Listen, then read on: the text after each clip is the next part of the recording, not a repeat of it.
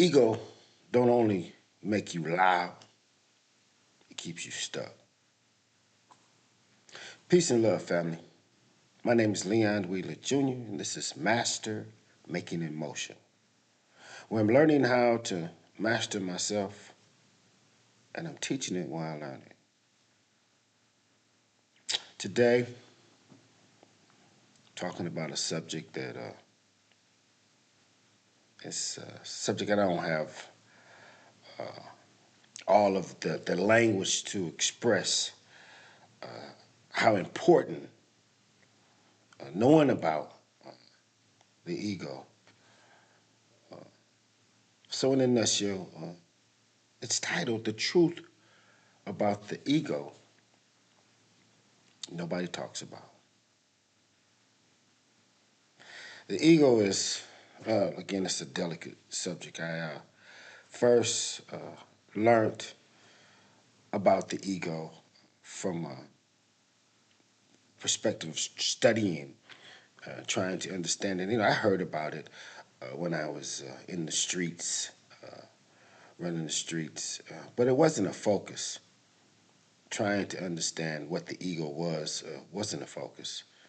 I was just caught up in my daily activities, actually being led and dictated by an ego.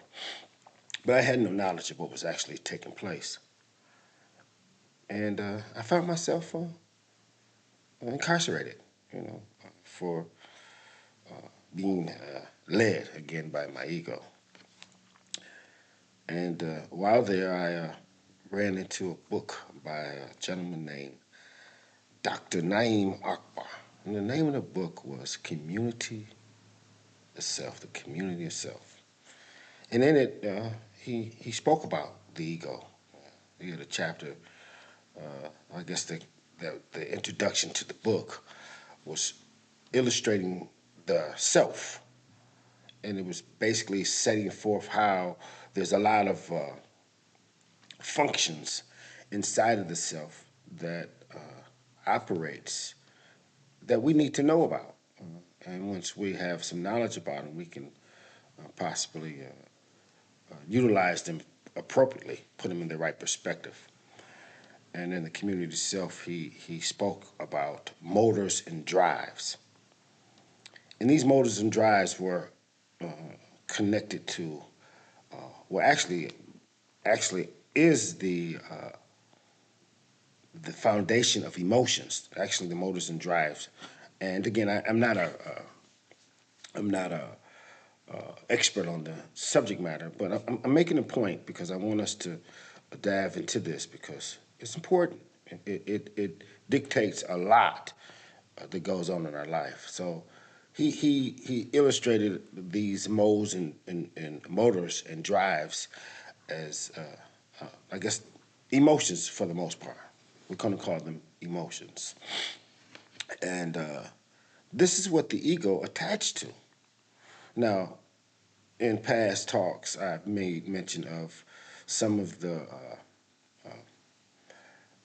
some of the I guess identities of emotions. Being happy, sad, excited, uh, so forth and so on. Right now, we're going to make it simple. We're going to deal with the two, I guess, major emotions. And there's a lot of subcategories to go with this. I mean, we can go on because it's deep. And this community itself. These are things that motivates us, that goes on inside of us, our senses and things like that. We got five senses. They said, it's sight, taste, on and on. Uh, but we're talking about these two major emotions. We're going to say pleasure and pain. And we're going to talk about memory. And we're going to be brief as we possibly can. So, unfortunately, the emotions, he called it the emotional ego. It connects to, unfortunately, past experience to really do its investigation, and if it's driven by a past experience that is negative, it somewhat amplifies it. Now, the ego in itself, I like to look at it as like the gatekeeper. It's the protector. So it's important. It has its benefit. It can, but again, it can work outside of its real scope because it gets over indulged in a feeling, a sensation, and that's unhealthy, and that can be unhealthy because it can just grab hold to a particular feel, excuse me, and passion or whatever, and it just goes. It's often running. It's often running. So it feels like, okay, well, this took place in the past, and I had to stop it, because if I didn't, the self would be violated.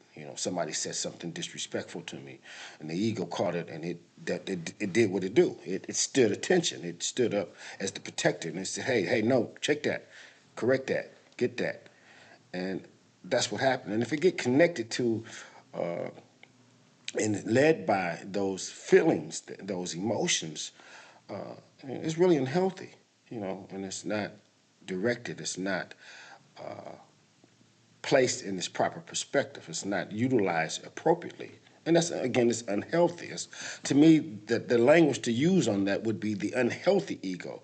And that's really what I'm talking about, an unhealthy ego, an ego that does not know how to separate passion or pain. It just goes extreme to that degree. If it's feeling good, chances are you're gonna have a pretty good situation. It's gonna gravitate towards that which pleases it, that what brings sensation to self.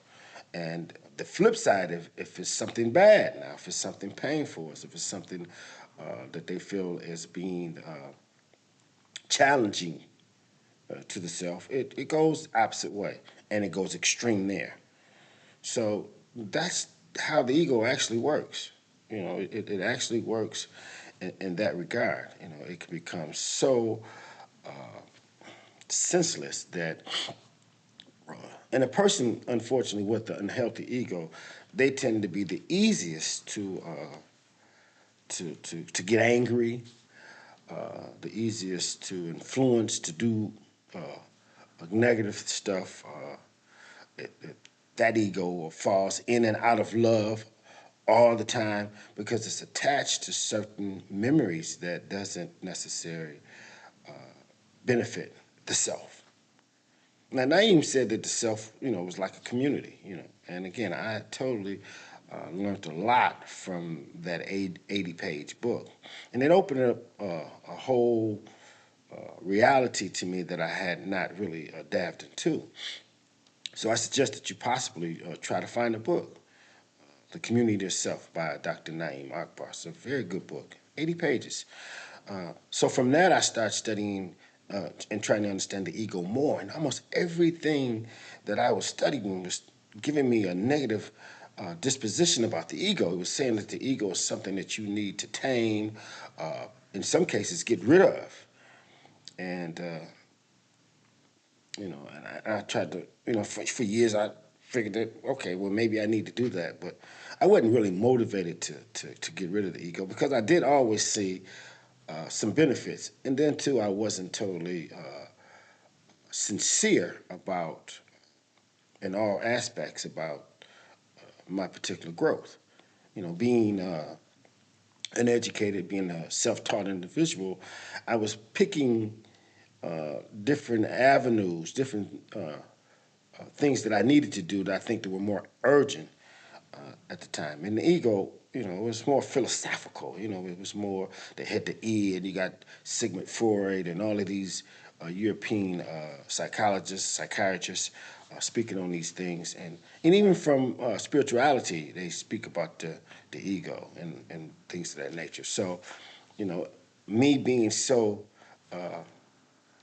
wrapped up in the lack of knowledge, the lack of myself, the true knowledge of who I was and who I am.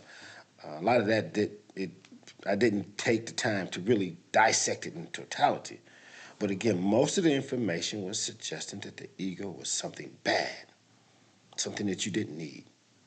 But I always, again, it took up for me. So I always knew that it had its benefits too, because if it would make me stand firm when someone did something that I thought was a violation of myself, of the self.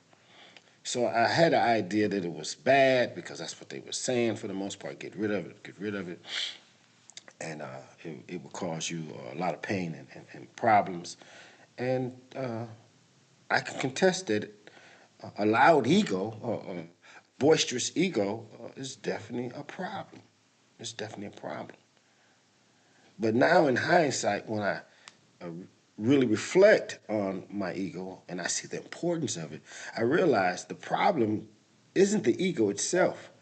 It's the fact that we've been demonstrated an unhealthy ego. So we need to find the balance. We need to find a way to balance it out and actually deal with the healthy ego. Now, the healthy ego is a powerful, it's a powerful gatekeeper. It's appropriate, and it's not led from strictly uh, sensation of the motors of drive from an emotional standpoint. That it just wants to feel good. No, you use the ego in an appropriate manner, it empowers you. If you can control it and understand it for what it is, it will stand guard, and you go through the process of I guess you're doing your checks and balances to make sure that you're using it appropriately, that it's being used in its proper fashion. So I wanted to bring some light to the ego too, because again, most of the time we hear about the ego, we hear about it from a negative standpoint. And for the most part, it has definitely played into that because we have no control over it. We don't understand it, so we just allow our past feelings and vibrations and sensations and things like that to dictate what we do. But I suggest to you now that you concentrate on trying to break it down and understand it from a personal standpoint, and looking at that protector, that gatekeeper, that warrior that protects you and have protected us many times in the past. And what's good, and what's good. But when it's bad, it's bad. So we want to focus on developing healthy ego. This is master making emotion. This is me striving to master me. And I realized one of the things that's necessary in doing so is developing a healthy ego, a positive ego, and not being swayed by things on the outside that influenced my past experience and dictated by the inner sway of things that also, I guess, elevate and over exaggerate what's not necessary. So what we're gonna do, we're gonna strive to be the example we want to see. Strive to just simply be. And if you're on a similar path, I suggest that you walk with me. You can talk with me. Let's build together. Let's uh, let's just simply be.